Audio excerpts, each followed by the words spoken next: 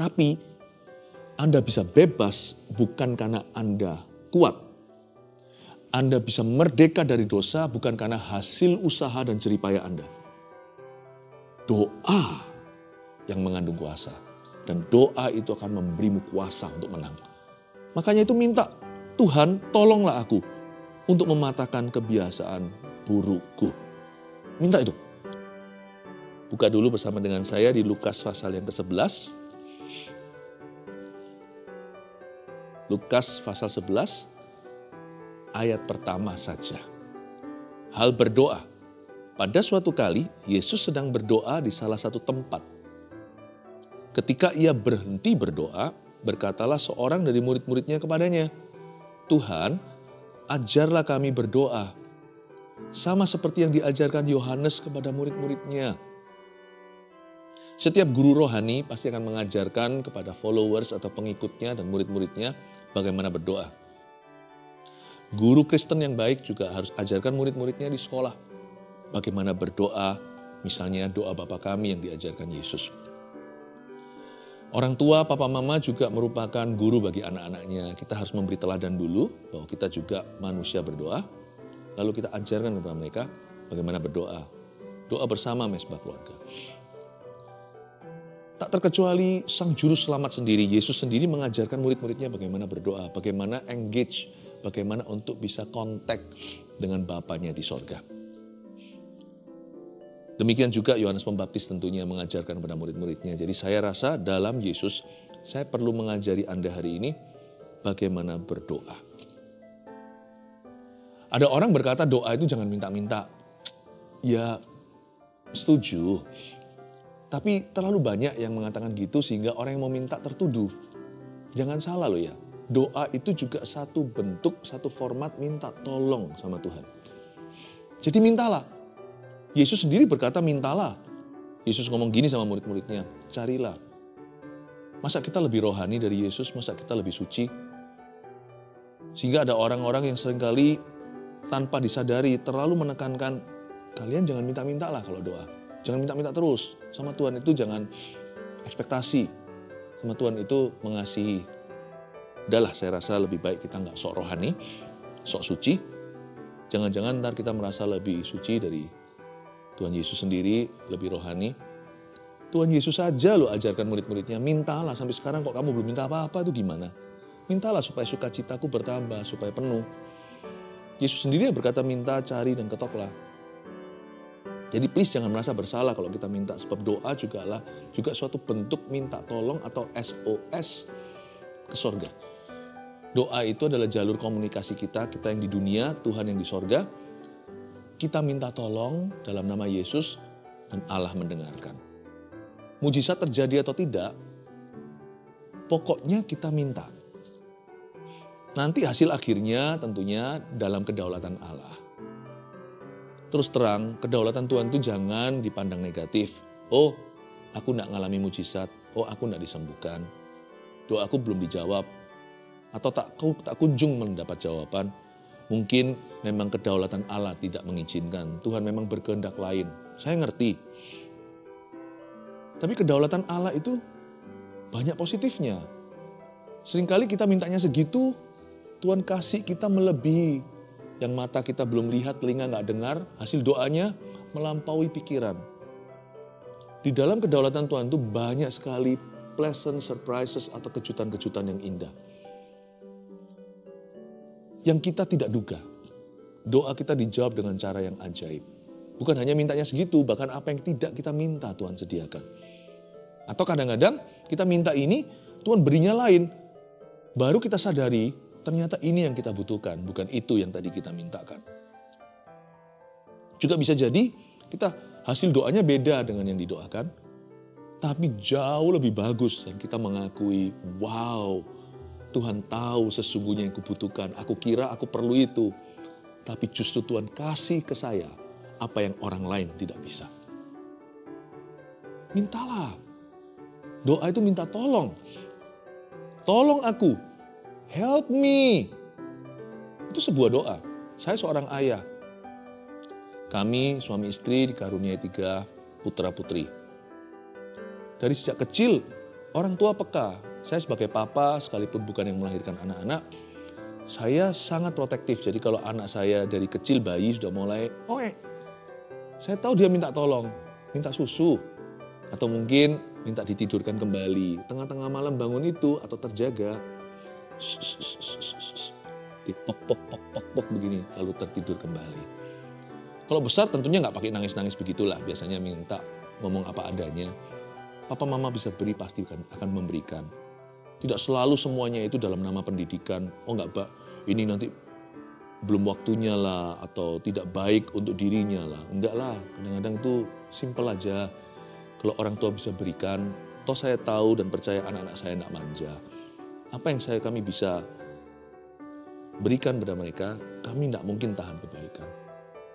Parenting Tuhan atas kita tuh simple kok, sederhana kok. Tuhan itu Bapa kita, Bapa yang baik. Dia murah hatinya. Jadi kalau Anda teriak minta tolong, baik pakai nangis-nangis atau tenang saja, Tuhan pasti dengarkan dan Tuhan pasti hadir di doamu dan menjawab kebutuhanmu. Karena itu tolong aku di sini, saya akan ajari hari ini seperti Yohanes Pembaptis kepada murid-muridnya. Saya akan ajari, izinkan saya menyebut ini bukan untuk kemuliaan saya, tapi untuk kemuliaan Tuhan, tapi kan mirip dengan teksnya. Saya akan ajari murid-murid kami, yaitu Anda sekalian, bagaimana berdoa. Saya kenyangkan hari ini ya, saya enggak kasih poin 3 tapi 5. Saya akan ajarkan lewat poin-poin ini, ikuti saya. Tolong aku titik-titik, tolong aku untuk apa? Supaya kita tahu apa saja yang boleh kita doakan. Nanti akan ada backup firman-Nya, akan ada ayat-ayat yang saya tambahkan. Kita lihat nomor 1, tolong aku untuk menjadi lebih sehat. Itu poin pertama. Munculkan poinnya ya. Puji Tuhan. Untuk menjadi lebih sehat. Ya, tuliskan, munculkan poinnya nomor 1. Ya. Tolong aku untuk menjadi sehat. Itu dia. Sudah lihat di layar ya. Jadi, boleh nggak kita berdoa untuk kesehatan kita? Oh boleh. Ayatnya 3 Yohanes pasal 1 ayat 2. Kita baca, saudaraku yang kekasih, aku berdoa. Semoga engkau baik-baik dan sehat-sehat saja. Dalam segala sesuatu sama seperti jiwamu baik-baik saja. Saya akan baca sekali lagi ayat ini ya. Ini ayat adalah surat Yohanes, Rasul yang tersisa dari 12 yang belum mati tua. Sebagai orang yang sangat tua dan sebagai orang tua yang bijaksana, dia berdoa untuk gereja dan jemaatnya. Dia tulis begini, saudara-saudaraku yang kekasih, aku berdoa seperti doa seorang papa. Semoga engkau baik-baik dan sehat-sehat saja dalam segala perkara. Yohanes memohonkan pada Tuhan, agar supaya anak-anak Tuhan ini sehat-sehat, sehat walafiat. Sama seperti jiwamu baik-baik saja. Aku tahu jiwamu sehat, tapi aku berdoa juga supaya badanmu sehat. Terimalah doa ini dari seorang yang sudah berusia. Berusia lanjut dan dia sehat untuk melaksanakan misi Tuhan dalam hidupnya. Yohanes ini mati tua. Yang lainnya dari 12 rasul, 10 diantaranya mati martir, 1 bunuh diri, Yudas Iskariot. Tersisa 1 yang sampai umur 80-an menurut sejarah gereja. Yohanes ini sehat dan dia kuat, dibuang di Pulau Patmos. Dari situ gak langsung mati, masih pindah ke Efesus dulu mengembalakan jemaat yang dirintis oleh Paulus. Dan dia masih bisa menulis surat 1, 2, 3 Yohanes lagi. Di samping Injil yang dia tulis waktu dia agak muda, yaitu Injil Yohanes tentunya. Kalau Anda sehat, Anda bisa berbuat banyak. Boleh nggak kita minta kesehatan? Boleh. Nggak salah.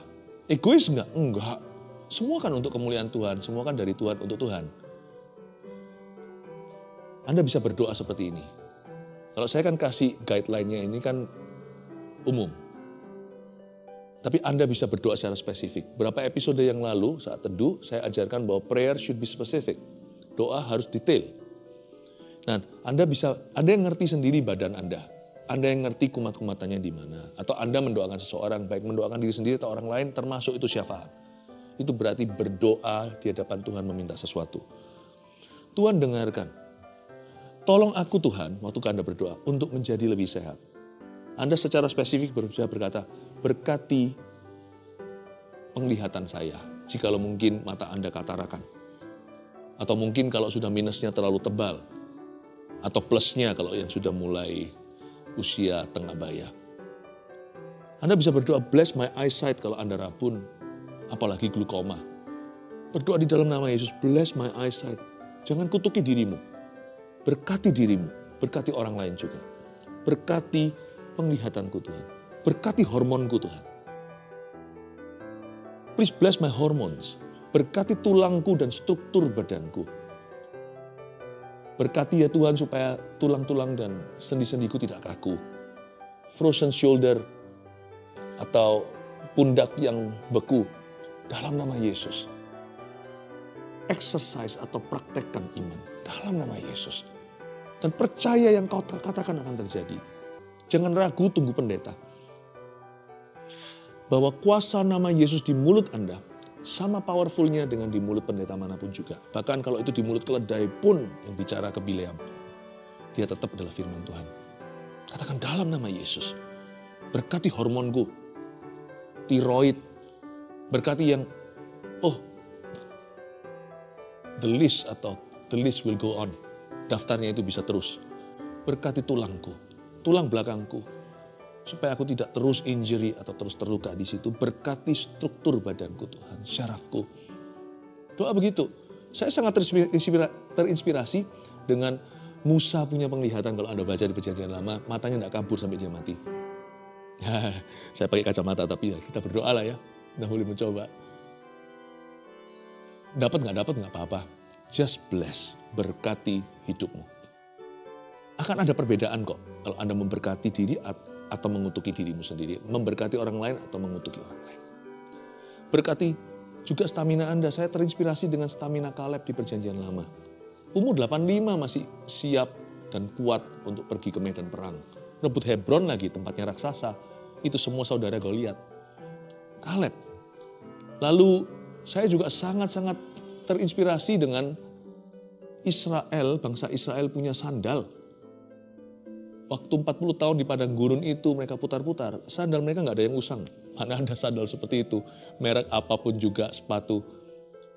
Lalu gigi mereka, tidak ada satupun yang perlu ke dentis waktu itu. Oh puji Tuhan, kita berdoa sama Tuhan minta kekuatan.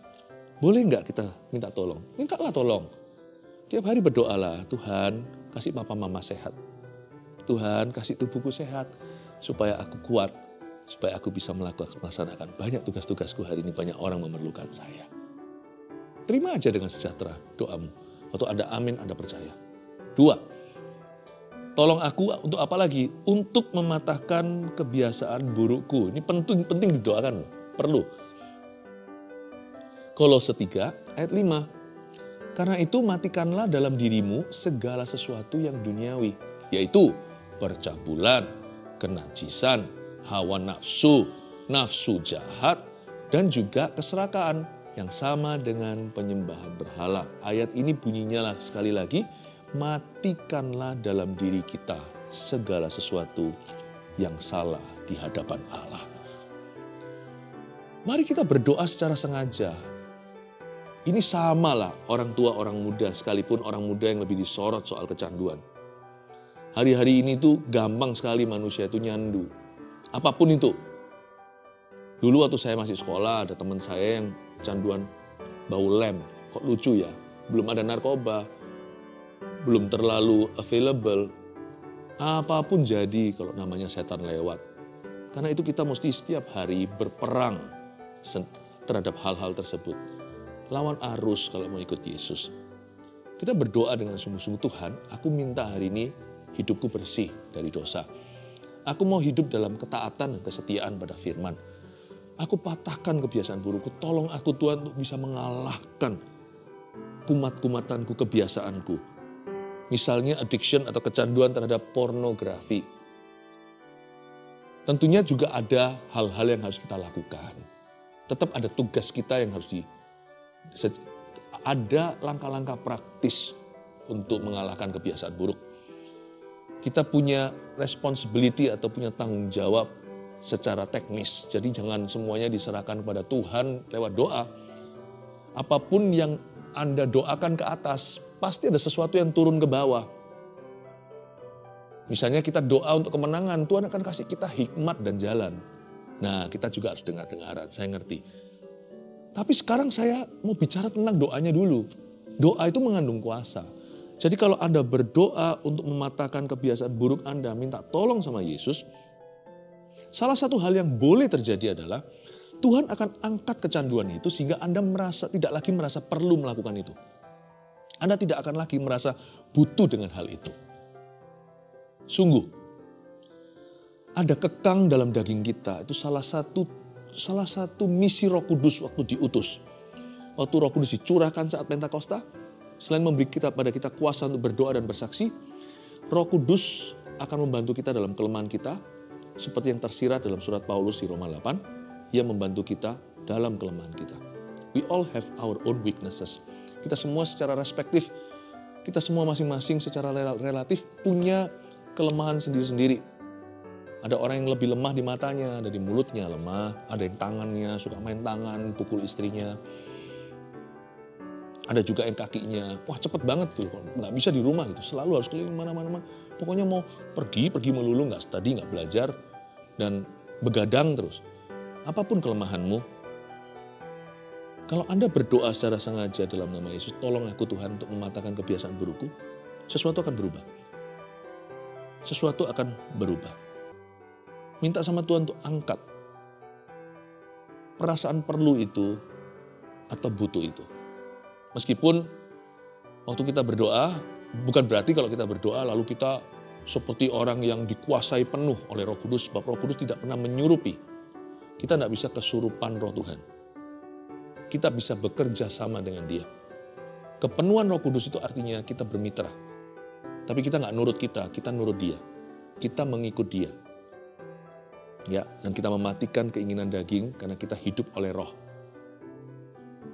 Jadi, bukan berarti tiba-tiba kita nggak bisa berbuat dosa. Bukan. Tetapi Tuhan akan memberikan kepada kita beberapa langkah pertama itu, Tuhan itu memberi kita kuasa untuk melompat menang. Tapi setelah itu jangan kembali berkubang. Kembali pada kubangan yang sama. Misalnya orang yang sudah lama nggak makan gula, nggak makan manis-manis. Nanti lihat ya, ketika dia makan manis sedikit aja, dia rasa terlalu manis. Tapi ya jangan cari gara-gara, makan manis terus lama-lama jadi kebal. Kembali lagi cari yang manis-manis. Coba lihat orang yang makannya nggak terlalu banyak garam karena kesehatan. Mungkin juga karena tuntutan badan, mungkin dia sudah sakit terlebih dulu. Nanti makan sesuatu yang ada garamnya sedikit, asin sekali. Tapi kalau dia makan asin terus, lama-lama jadi biasa. Jangan cari gara-gara. Tapi awal-awal langsung minta sama Tuhan, cabut belenggu itu dari aku. Saya dulu orangnya emosian. Saya berdoa sama Tuhan supaya Tuhan memberi saya kekang. Bukan berarti saya nggak bisa emosi lagi. Tapi sekarang kalau saya emosi, pertama-tama itu selalu akan ada alarm clock yang nyala dari Tuhan.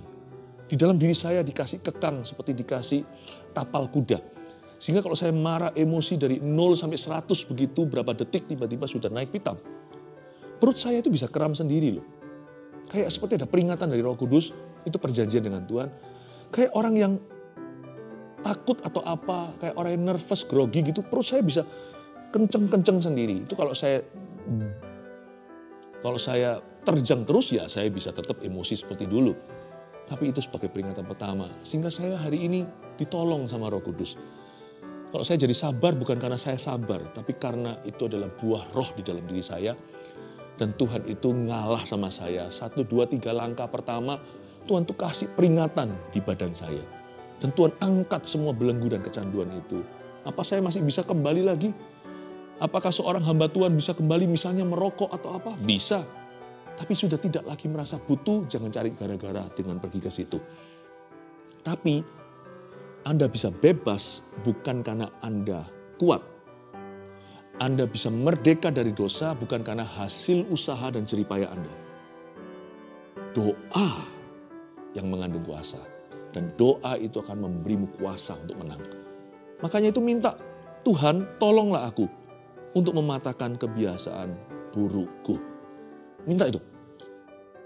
Misalnya kalau Anda punya HP itu selalu membuatmu jatuh, apalagi anak yang terus-menerus HP-an, ajak nanti setelah ini waktu kita doa.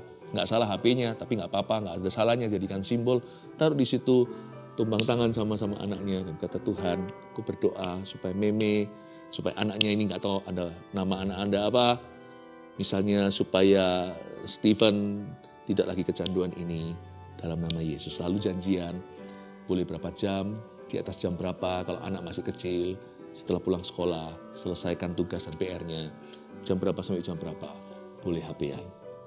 Gitu, tapi minta Tuhan cabut dulu kecanduannya. Bisa ya? 3, tolong aku untuk memakai waktuku dengan bijaksana. Itu dia, ini harus disengaja, ini satu hal yang boleh kita minta. Malah saya sarankan untuk Anda mohonkan. Tuhan tolong aku ya untuk memakai waktuku dengan bijaksana. Mazmur 90 ayat 12 bunyinya, ajarlah kami menghitung hari-hari kami sedemikian hingga kami beroleh hati yang bijaksana.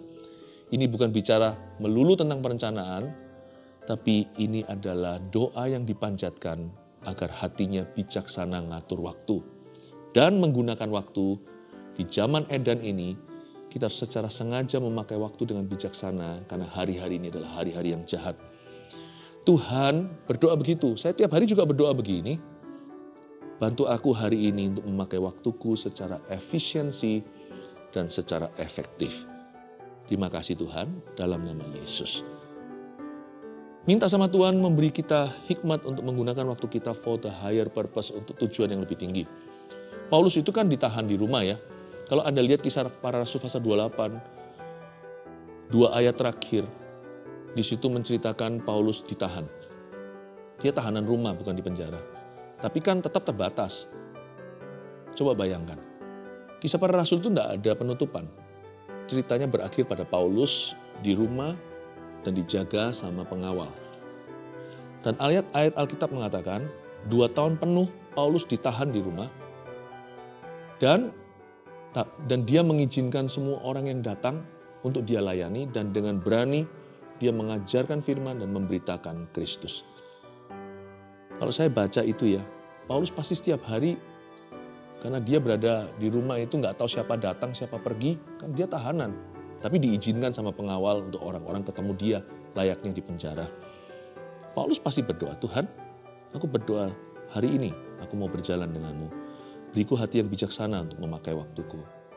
Saya yakin Paulus nggak tidurnya sampai siang-siang bangunnya. Kan dia di penjara. Enggak. Buktinya Paulus, saya nggak ada bukti ayatnya. Tapi ayat-ayat di firman membuktikan buahnya. Buah Paulus waktu-waktu itu, hari-hari itu. Berapa banyak surat-surat terakhirnya ditulis dari penjara di Roma. Dan dia melayani begitu banyak orang. Dia bangun waktu bangun, dia tidur waktu tidur. Dia layani semua orang, dia percaya Tuhan akan kirim orang-orang itu. Dan dia sempat tulis beberapa surat pengembalaan yang masuk di dalam Alkitab kita beberapa. Masih banyak surat yang lain mungkin yang kita tuliskan di sana dan ke sini dan ke sana. Coba bayangkan, seorang Paulus saja ditahan, bisa berbuah. Saya percaya kita yang bebas, bisa pakai waktu kita seenak kita. Kalau kita berdoa, Tuhan bisa memakai kita, hidup kita dengan luar biasa. Keempat, tolong aku untuk menemukan sukacita dalam pekerjaanku. Ini perlu didoakan hari-hari ini, banyak orang stres kerja. Stres yang nggak perlu, stres kerja yang baik sih ada, tapi banyak orang depresi karena pekerjaannya. Mengeluh, minta sama Tuhan tiap hari. Karena hal seperti ini harus disengaja, ada perkara-perkara tertentu yang alami, tapi ada hal-hal tertentu yang harus kita doakan supaya itu terjadi atas diri kita. Apalagi zaman-zaman sekarang ini di dunia, kita melihat ya, semua yang ada di dunia ini sedang stres berat. Gloomy spiritnya itu ada. Itu loh, hawanya itu gak enak. Apapun bidang pekerjaan Anda, minta sama Tuhan sukacita dalam pekerjaannya. Jangan minta pekerjaanmu jadi mudah. Jangan minta selalu keluar masalah segera, meskipun Anda tetap harus berdoa minta supaya Tuhan selesaikan masalah Anda bersama dengan Anda. Supaya Tuhan kirimkan bala bantuan, pertolongan dari tempat tidak terduga. Tetapi lebih penting dari itu, minta kekuatan baru dan minta sukacita dalam pekerjaan Anda. Tuhan, kasih aku sukacita dalam pekerjaanku. Kolose 3 ayat 23 bunyinya, apapun juga yang kamu perbuat, perbuatlah dengan segenap hatimu seperti untuk Tuhan dan bukan untuk manusia. Akar sukacita, sumber sukacita kita dalam pekerjaan kita adalah kalau kita terus mengingatkan diri dalam doa. Bahwa pekerjaanku adalah kepercayaan Tuhan. Pekerjaanku adalah pelayananku kepada Tuhan. Tuhan yang menaruh aku di sana, Tuhan pasti bertanggung jawab. Dan Tuhan memanggilku di situ untuk kemuliaannya. Tuhan pasti menolong aku menjelang pagi. Tuhan, bantu saya untuk selalu bersukacita dalam pekerjaanku. Ingat the 5-finger rule yang saya miliki dalam hidup saya. 5 jari. Apapun yang saya lakukan dan kerjakan, sesuai dengan profesi kita masing-masing, saya selalu ingat 5 jari ini bunyinya, I do this for him. Bahasa Indonesia juga 5 jari. Aku lakukan ini untuk dia. Saya nggak punya alasan untuk mengomel. Rasa berat di kerja itu baik untuk saya, itu menerpa saya dan menempa saya. Ya, itu menempa saya. Apa yang menerpa saya itu justru menempa saya jadi lebih gagah perkasa. Tapi saya nggak mau stres yang keluar dari penolakan dalam diri saya akan pekerjaan saya. Aduh, kerjaanku kok gini gitu. Penolakan. Apa yang kau tolak masa bisa diberkati Tuhan? Ingatlah the 5-finger rule atau 5 jarimu. I do this for him. Aku lakukan ini atau pekerjaanku untuk dia. 5. Yang terakhir. Ini paling penting di atas segalanya. Tolong aku untuk memuliakan Tuhan di hidupku. Mari kita simak doa Yesus di Yohanes 12 ayat 28 bunyinya, Bapa, muliakanlah namamu. Bagus ya, ini doa Yesus. Tiru dong. Bapa, muliakanlah namamu. Sekarang kita bisa berdoa gini, Tuhan Yesus, muliakan namamu. Maka terdengarlah suara dari sorga, aku telah memuliakannya dan aku akan memuliakannya lagi. Jangan minta hidup jadi mudah. Jangan minta hidup jadi mudah dan jangan minta hidup jadi susah. Siapa yang bodoh minta hidupnya jadi susah. Tapi jangan minta hidupmu jadi mudah. Karena kadang-kadang itu hanyalah angan-angan saja. Doa bukanlah angan-angan. Doa itu nyata. Doa begini aja. Susah, mudah, suka, duka. Aku doa supaya aku bisa memuliakan Tuhan di hidupku. Di setiap musim hidupku. Glorify thy name. Muliakan. Muliakanlah namamu atas hidup saya. Apapun yang ku alami, keberhasilan dan kegagalanku, masa lalu, masa yang akan datang. Semua yang pernah ku lalui, semua yang akan ku alami. Please glorify thyself in me. Muliakanlah dirimu melalui aku di dalamku. Minta sama Tuhan. Muliakanlah. Ini doanya gak pernah salah. Glorify your name in my life. Anda mesti doa ini kelihatannya gak ada benefit untuk kita. Apa gunanya sih? Gak bisa dimaterialisasikan. Tapi justru inilah intisari kehidupan rohani sesungguhnya. Inilah inti hubungan kita dengan Allah. Setiap anak-anak Tuhan harus punya kerinduan untuk memuliakan Tuhan dalam hidupnya dan dalam segala perkara. Setiap hari doa ini. Muliakanlah dirimu di atas hidupku Tuhan. Ya, 5 poin ini dimunculkan, bisa saya ulangi lagi untuk tolong aku untuk menjadi lebih sehat. 2, tolong aku untuk mematahkan kebiasaan burukku. 3, tolong aku untuk memakai waktuku dengan bijaksana. 4, tolong aku untuk menemukan sukacita dalam pekerjaanku. Boleh loh doa yang beginian. 5, ini sifatnya keharusan. Tolong aku Tuhan, bukan untuk aku, untuk memuliakan Tuhan di hidupku. God bless you.